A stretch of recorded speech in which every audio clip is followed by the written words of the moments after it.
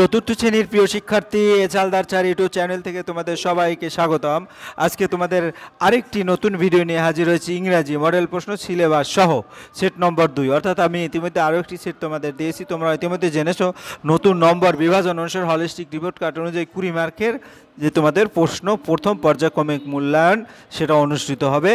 হ্যাঁ, কাজেই তোমরা আগে থেকে যদি একটু বেশি পড়াশোনায় মনোযোগ না দাও তাহলে কিন্তু তোমরা পরীক্ষাটা ভালো করতে পারবে না। যাই হোক, তোমাদের বলবো তোমরা যারা এখনও আমার এই চ্যানেলটিকে সাবস্ক্রাইব করোনি তারা এখন এই চ্যানেলটিকে সাবস্ক্রাইব করে বেল আইকনটি প্রেস করে দাও, যাতে এরকম আরও অনেক ভিডিও পেতে পারো। হ্যাঁ, কিছু গুরুত্বপূর্ণ কথা আমি তোমাদের শেয়ার করব। তোমরা জানো যে নতুন নম্বর বিভাজন অনুসারে হলিস্টিক রিপোর্ট কার্ড অনুযায়ী তোমাদের প্রথম পর্যায়ক্রমিক মূল্যায়ন পরীক্ষা প্রতিটি বিষয় 20 মার্কের হবে। তাই এখন থেকে একটু বেশি বেশি করে পড়ালেখায় মন দিতে হবে, তোমাদের টেক্সট বইটি বেশি বেশি করে পড়তে হবে। ইংরেজি সিলেবাস তোমরা জানো, রিভিশন লেসন 1, তারপরে lesson number 1 why is the sky so high, তারপরে lesson 2 a girl in a fair এবং lesson 3 a taste of Bengal. এই 4টি লেসন থেকেই তোমাদের পরীক্ষা আসবে। তাই তোমরা জানো যে পূর্ণমান 20, সময় তোমাদের কিন্তু 40 মিনিট। এখানে সময় হচ্ছে তোমাদের 40 মিনিট। কিন্তু আমি সিলেবাস নম্বর বিভাজন সবই দেখাইলাম। এবার সরাসরি প্রশ্ন উত্তরে চলে যাব। Set number 2, answer the following question.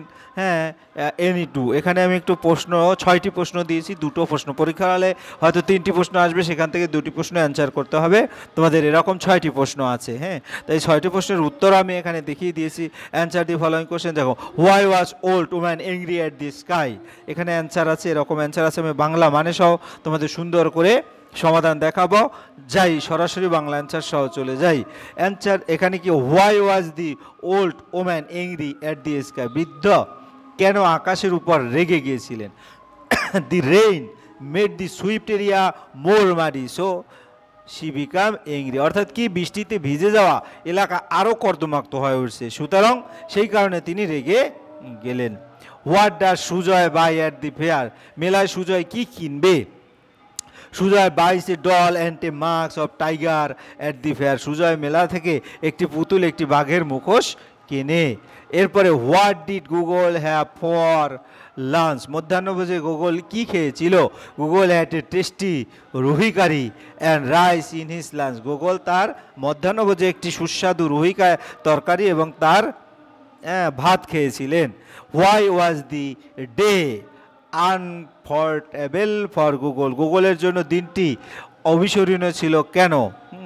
Google realise the warm reaction of the family. He also understood that he taste of Bengal is closely tied up with the love and care of the family. Google বুঝতে পেরেছিল পরিবারের উষ্ণ সম্পর্ক, পরিবারের ভালোবাসা ও যত্নের সঙ্গে বাংলার রুচি যে ওতপ্রোতভাবে জড়িয়ে আছে সেটাও বুঝেছিলেন তিনি। What did the sky do to avoid the dust. ধুলাবালি থেকে বাঁচার জন্য আকাশ কি করছে? The sky jumped out of the old woman's way to avoid the dust. ধুলো থেকে বাঁচতে বুড়ির মতো পথ থেকে আকাশ লাফিয়ে উঠল। What did the children do after having breakfast. সকালের যে খাবার নাস্তা যেটা বলে করার পর বাচ্চারা কি করে?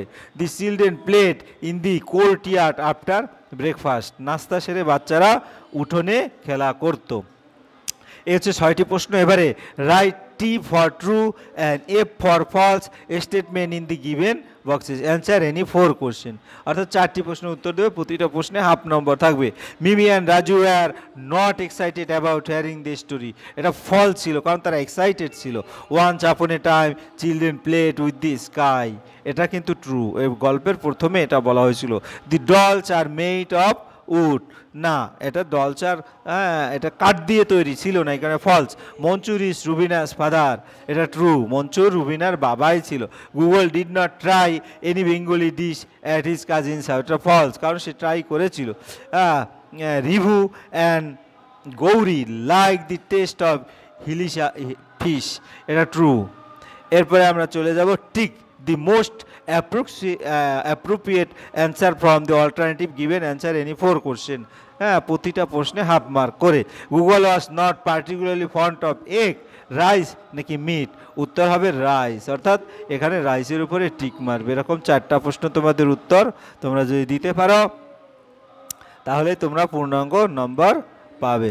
এরপরে হচ্ছে Google had spend a month a day না a week in has cousin's house. Google তার কাজিন হাউজে যেটা কতদিন কাটিয়েছে, এ উইক, অর্থাৎ উত্তর হবে এ উইক, 3 নম্বরের প্রশ্ন। এরপরে there are many tigers in West Bengal. এখানে দেখো মেনি মানে বহু বচন, টাইগার্স হবে, উত্তর হবে টাইগার্স, তাই টাইগার্সের উপর আমি দাগ দিয়েছি। এরপরে হচ্ছে অ্যান ইগল, একটি ইগল না ইগল হবে, অর্থাৎ এখানে ইগল হবে, কারণ একটি ইগলের ক্ষেত্রে ইগলের সাথে কোনো এস বাই এর যোগ হবে না। দি পিকক মানে ময়ূরটি ইজ আওয়ার ন্যাশনাল বার্ড, অর্থাৎ ময়ূর হচ্ছে আমাদের, এটা নির্দিষ্ট করে বলা হচ্ছে এটা একটি ময়ূর, এখানে পিকক হবে এটা, ঠিক আছে। এরপরের প্রশ্ন দিল্লি, কলকাতা, ওয়েস্ট বেঙ্গল, পাটনা, চেন্নাই, এর মধ্যে দেখো কোনটা বেমানান। এর মধ্যে দেখো দিল্লি, কলকাতা, পশ্চিমবঙ্গ, পাটনা এবং চেন্নাই সব কিছু কিন্তু নির্দিষ্ট প্রদেশেরই রাজধানী, কিন্তু পশ্চিমবঙ্গ তার টোটাল একটা স্টেট, এই কারণে পশ্চিমবঙ্গটা বেমানান, এই কারণে এখানে একটা আন্ডারলাইন করবে অথবা টিক মারবে, ঠিক আছে। এরপরের প্রশ্ন the tiger, beer, Fox, vulture all, ভালুক, শিয়াল, শকুন, নেকড়ে। আসলে এক্ষেত্রে যদি বলি আমরা ভালচার, ভালচারটা হচ্ছে কি পশু, তাই না, শকুন আর পাখি, আর বাকিগুলি হচ্ছে পশু, বন্য পশু যেটাই বলি। আর্থ, হেন, প্যারট, বাইগন, স্কোয়ারেল। এর মধ্যে দেখো ইগ্রেট, তারপর মুরগি, তোতা, কবুতর, কাঠবিড়ালি হচ্ছে একটা অন্য ধর্মের, আর বাকিগুলি সব পাখি। এগ্রেট, এটা দেখছো তোমরা উত্তর পেয়ে গেছো। এরপরে make sentence of four your own use in the following words: village, broom, crowd, fog. Answer any 2 question, 2টা অ্যান্সার করতে হবে, আমি 4টে দিয়েছি। Village, we live in a village, আমরা গ্রামে থাকি। তারপরে broom, Tapati was sweeping the yard with a broom, Tapati ঝাড়ু দিয়ে উঠোন ঝাড়ু দিচ্ছে, এটা ঝাড়ু। তারপরে crowd, a crowd has gathered in front of playground, ভিড়, খেলার মাঠের সামনে ভিড় জমেছে। ফক, আই লাভ ফক সং, আমি লোকগীতি পছন্দ করি, ফক হচ্ছে লোকগীতি। এরকম করে তোমরা 4টির মধ্যে 2টি অ্যান্সার করবে। এরপরে চলছে fill in the blanks from the rhyme, অর্থাৎ কবিতা থেকে, the caterpillar story, answer any 4 question, অর্থাৎ এখানে 4টা শূন্যস্থানের উত্তর করবে। Underneath the dash, underneath the cabbage. তারপরে the caterpillar dash, the caterpillar sat. তারপরে তোমরা কবিতা থেকে নেওয়া হয়েছে, dash in the sunshine, drowsing in the sunshine, it thought of this and that, it thought of this and that, it led a rather dash, it led a rather lazy life, ঠিক আছে। এরপর আমরা চলে যাচ্ছি 6 নম্বরের প্রশ্নে। Complete the following sentence with word from the text, answer any 4 question. The old woman lived in a mud hut. তারপরে the hut was beside a paddy field. তারপরে Lipi is dash, Lipi is 9 years old। তারপরে Lipi and her parents live at Sukhnagar. Google was delighted to learn ludo and carrom. তারপরে dash quickly develop among the cousin. তারপরে a warm relationship quickly develop among the cousin. Answer any 4 question, circle the words which are name of person, place or things. যেমন এখানে কি Meera is a girl, Meera হচ্ছে circle, কারণ আর Meera is the name of the person, Meera person বোঝায়। My uncle lives in Kolkata, এখানে circle হবে কলকাতা, কারণ Kolkata is the name of place. The Statesman is a famous newspaper, circle হবে দি স্টেটসম্যান, কারণ Statesman is the name of thing, এটা কোনো বস্তু বোঝায়। Piku went to Agra see the Taj Mahal, circle Piku Agra Taj Mahal, কারণ Piku is the name of person, Agra is the name of place and Taj Mahal is the name of things. Clear? এরপরে তোমাদের পরের প্রশ্ন অর অথবা আন্ডারলাইন দি নিউটার জেন্ডার। তোমরা জানো নিউটার জেন্ডার বস্তুবাচক বিশেষ্য, ভ্রুমটা হচ্ছে নিউটন জেন্ডার, তারপর ওয়াল এবং ক্যালেন্ডার হচ্ছে নিউটার জেন্ডার, তারপরে হচ্ছে তোমার ব্ল্যাকবোর্ডটা নিউটন জেন্ডার, এবং দেখা গেছে তোমার ফরেস্টটা নিউটন জেন্ডার। এবার 8 number column A with column B, A কলামের সাথে কলাম বি মিল করো। Lipi is excited to be the fair, অর্থাৎ Lipi is excited to be the fair, এটার সাথে এটার মিল। সাম পিপল গ্যাদার্ড কি করেছে, two by marks.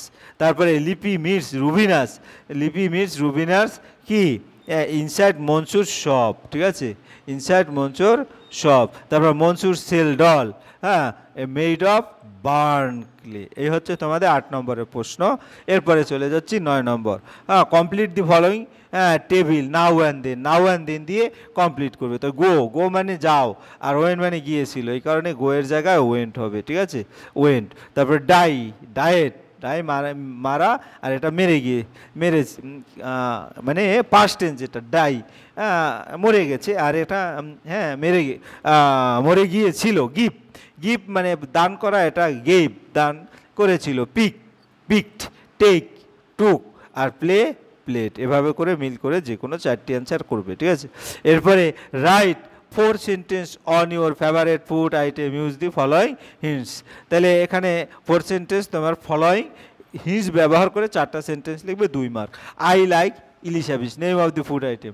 I like Ilisha fish, এই একটা সেন্টেন্স। ইলিশ ভাপা, অর্থাৎ আমি ভাপা ইলিশ পছন্দ করি। Ilisha is my favourite fish, ইলিশা হচ্ছে আমাদের favourite fish. My mother makes it rice, mustard, oil and green chilli, it is delicious. আমি ইলিশ ভাপা পছন্দ করি, আমার প্রিয়। আমার মা সরিষার তেল আর কাঁচা মরে রেস বানান, এটি সুস্বাদু। যাই হোক, এই হচ্ছে তোমাদের সমস্ত প্রশ্ন।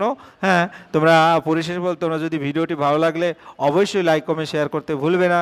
আজ এই পর্যন্ত, ধন্যবাদ সবাইকে।